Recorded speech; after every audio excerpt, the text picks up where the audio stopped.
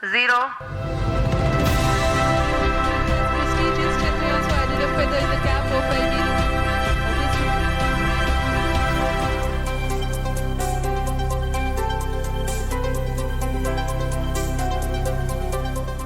चंद्रयान 3 अब चांद से मात्र 150 किलोमीटर दूर है। जैसे जैसे एक एक दिन बीत रहा है, वैसे वैसे चंद्रयान 3 चांद के करीब पहुंचता जा रहा है। भारत अपना 77वां स्वतंत्रता दिवस मना रहा है, तब चंद्रयान अपने सफर का एक और महत्वपूर्ण पड़ाव पूरा कर रहा है। लॉन्च के बाद से चंद्रयान 3 ने आज स्टेज पार किए हैं और अब चांद की चौथी कक्षा में प्रवेश कर चुका है। खास बात यह भी है कि भारत के मून मिशन को स्वतंत्रता दिवस पर 2 दशक पूरे हो रहे हैं। 2 दशक पहले 15 अगस्त 2003 को तत्कालीन प्रधानमंत्री अटल बिहारी वाजपेयी ने पहली बार चंद्रयान मिशन की घोषणा की थी। भारत चंद्रमा पर अपना अंतरिक्ष यान भेजेगा। इसका नाम जो सपना आज से 2 दशक पहले देखा गया, वो अपने मकाम तक पहुंचने वाला है। चंद्रयान 3 की चांद की यात्रा को खत्म होने में मात्र 9 दिन का समय बाकी रह गया है। प्रधानमंत्री नरेंद्र मोदी की अगुवाई में आज भारत के वैज्ञानिक पूरा कर रहे हैं उस सपने को लगभग 20 साल पहले, सबसे पहले 15 अगस्त को पूर्व प्रधानमंत्री अटल बिहारी वाजपेयी ने देखा था। लाल किले की प्राचीर से अटल बिहारी वाजपेयी ने मून मिशन के अभियान की लॉन्चिंग का ऐलान लाल किले की प्राचीर से किया।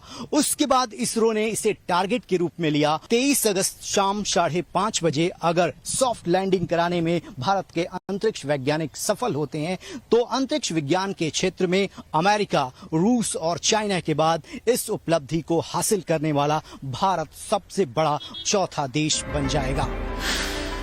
चंद्रयान 2 के अधूरे मिशन को पूरा करने के लिए चंद्रयान 3 प्लान किया गया।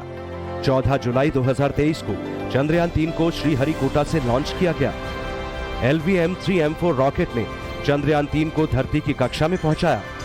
15 जुलाई को पहली बार इसका ऑर्बिट बदला गया। इसके बाद 17 जुलाई को दूसरी बार चंद्रयान 3 का ऑर्बिट बदला। 22 और 25 जुलाई को भी चंद्रयान 3 के ऑर्बिट बदले गए और फिर 1 अगस्त को चंद्रयान 3 ने धरती की कक्षा छोड़कर चंद्रमा की तरफ अपनी यात्रा शुरू की। 5 अगस्त को चंद्रयान 3 चंद्रमा की कक्षा में पहुंच गया। 6 अगस्त को चंद्रमा की कक्षा में चंद्रयान 3 का ऑर्बिट बदला गया और फिर 9 अगस्त को ऑर्बिट बदलकर इसे चंद्रमा के और करीब पहुंचा दिया गया। अब चंद्रयान चांद की चौथी ऑर्बिट में दाखिल हो चुका है। इसरो ने चंद्रयान 3 की लेटेस्ट लोकेशन जारी की है। चंद्रयान 3 को सफलतापूर्वक चांद के चौथे ऑर्बिट में पहुंचा दिया है। अब चंद्रयान चांद के 150 किलोमीटर गुणा 177 किलोमीटर वाली कक्षा के चक्कर लगा रहा है।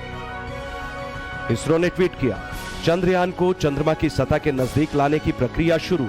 आज की गई प्रक्रिया के बाद चंद्रयान 3 की कक्षा घटकर 150 किलोमीटर गुणा 177 किलोमीटर रह गई। इसरो ने बताया कि अगली प्रक्रिया को 16 अगस्त को सुबह करीब 8:30 बजे पूरा किया जाएगा। इसरो ने अभियान के आगे बढ़ने पर चंद्रयान 3 की ऑर्बिट धीरे धीरे घटानी शुरू की है और उसे चांद के साउथ पोल के पास लाने के प्रोसेस को पूरा कर रहा है। चंद्रयान 3 इस वक्त कहां है, इसकी जानकारी इसरो ने टेक्निकल भाषा में दी। अब इसे आसान भाषा में समझते हैं। आज के प्रोसेस के बाद चंद्रयान 3 की कक्षा घटकर 150 किलोमीटर गुणा 177 किलोमीटर रह गई है। चांद की ऑर्बिट में पॉइंट होते हैं पेरिल्यून और एपेल्यून।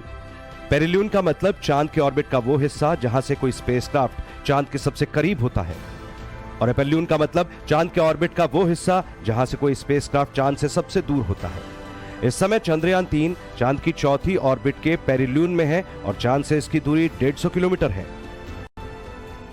तो एक क्यूरियोसिटी है, क्योंकि अब हम 15 अगस्त को स्वतंत्रता दिवस मना रहे हैं, तो हम जानना चाहते हैं कि उस दिन चंद्रयान चंद्रमा की सतह से कितना दूर होगा। तो जैसा कि बताया गया कि ऑलरेडी वो 150 गुणा 177 किलोमीटर की कक्षा में है। एग्जैक्टली किस समय वो कहाँ होगा, वो तो उसकी ऑर्बिट के बारे में जो है समय के अनुसार इसरो हमें बता सकते हैं। लेकिन एक बात मैं बता सकता हूँ कि 15 अगस्त को दोपहर 12 बजे चंद्रमा पृथ्वी से लगभग अपनी दूरतम स्थिति में होगा। चंद्रयान 3 सिर्फ अपने साइंटिफिक सफर पर नहीं चला, बल्कि भारत का भरोसा लेकर भारत भी चांद के रास्ते पर गया है। वैज्ञानिकों का विश्वास लेकर मून मिशन पर निकला है चंद्रयान 3 का सफर जितना दिलचस्प है, आगे की चुनौतियां भी उतनी ही बड़ी हैं। जैसे जैसे चंद्रयान 3 चांद के और नजदीक पहुंचेगा, वैसे वैसे ये पूरा प्रोसेस और जटिल होता चला जाएगा। चंद्रयान 3 की अगली प्रक्रिया 16 अगस्त को शुरू की जाएगी और चंद्रयान 3 एक और कक्षा कम करके चांद के करीब पहुंच जाएगा। इसके बाद 17 अगस्त की तारीख इसरो के लिए बेहद अहम है, क्योंकि इस दिन चंद्रयान 3 के प्रोपल्शन मॉड्यूल को लैंडर से अलग किया जाएगा। चंद्रयान 3 के लैंडिंग मॉड्यूल में विक्रम लैंडर और प्रज्ञान रोवर शामिल हैं। इसके साथ ही चंद्रयान 3 का लैंडिंग मॉड्यूल चंद्रमा के और करीब पहुंचते हुए 100 गुणा 100 किलोमीटर लूनर ऑर्बिट में पहुंच जाएगा। 18 अगस्त को चंद्रयान 3 चंद्रमा के और करीब पहुंचते हुए 100 गुणा 30 किलोमीटर लूनर ऑर्बिट में दस्तक देगा और अंत में 23 अगस्त की शाम 5:47 पर चंद्रयान 3 चंद्रमा की सतह पर सॉफ्ट लैंडिंग के लिए अपने अंतिम 30 किलोमीटर का सफर शुरू करेगा। चंद्रयान 3 के प्रोपल्शन मॉड्यूल का वजन 2148 किलो है। इसकी मिशन लाइफ 3 से 6 महीने की है। 17 अगस्त को इसी प्रोपल्शन मॉड्यूल से लैंडर और रोवर को अलग कर दिया जाएगा। चंद्रयान 3 के लैंडर का नाम विक्रम और रोवर का नाम प्रज्ञान है। चंद्रयान 2 के लैंडर और रोवर का भी यही नाम था। विक्रम लैंडर का वजन 1726 किलो है और ये चांद पर एक दिन बिताएगा।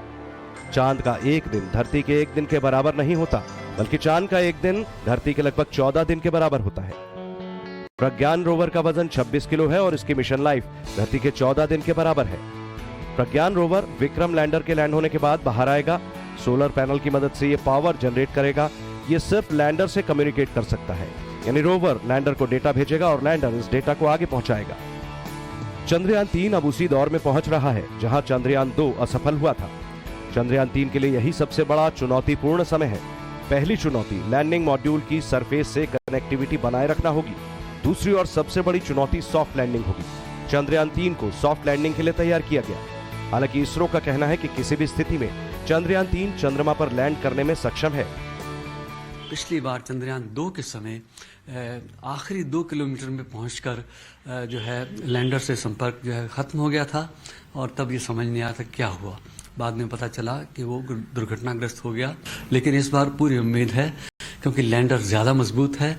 लैंडर में बेहतर सेंसर्स लगे हैं, लेसर बेस्ड हैं और रेडियो फ्रीक्वेंसी बेस्ड हैं, जिसके आधार पर उसकी गति की, उसकी जो उतार की जो है प्रक्रिया, उसको बेहतर तरीके से संपादित किया जा सकता है।